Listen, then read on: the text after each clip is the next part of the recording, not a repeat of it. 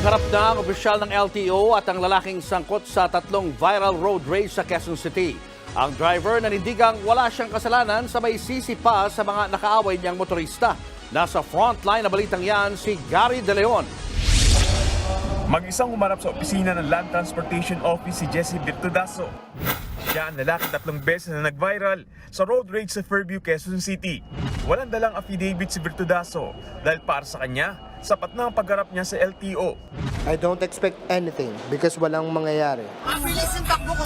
Git niya, hindi siya, kundi ang mga driver na nakagitgitan niya ang may kasalanan. Bad trip na rin daw siya sa mga basher online na nagbabanta pa sa kanyang buhay.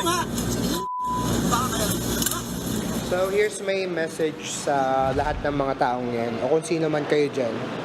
Mga threats or whatsoever. This is what I can tell you. I am his champion.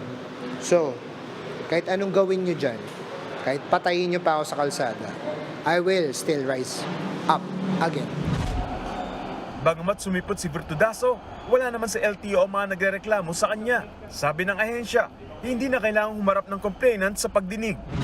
Yung hearing today is based from the posted 3 viral video. Doon po kami nag-base, since yung show cause order, doon din po tayo nag-base. Yung violation na pinataw natin sa kanya, improper person to operate, then yung obstruction. Mabilis lang naging paghaharap ng mga tauhan ng LTO at ni Virtudaso. Tila hindi raw kasi handa ang motorista sa pagsagot sa mga tanong ng ahensya.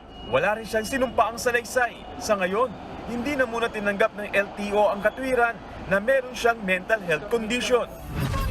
Pero posibleng irekomenda ng ahensya na muling suriin ang kakayahan ni Virtudaso bilang isang driver.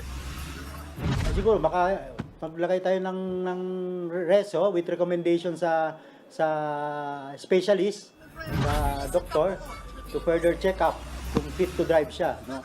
Kasi hindi natin ma-determine if ever na may medical condition ng isang tao talaga. Sa susunod na pagdinig sa January 24, inaasahang sasagutin na ni Virtudaso ang mga alegasyon laban sa kanya. Kung hindi siya tutugon, ibabase na ng LTO sa mga viral video ang kanilang desisyon.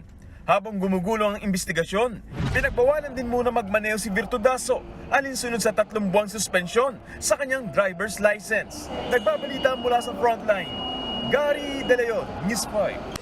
Mga kapatid, Julius Babaw po. Huwag maging huli at maging una sa lahat ng balitaan. Para sa tuloy-tuloy na talakayan sa Frontline, mag-follow at mag-subscribe sa social media pages ng News 5.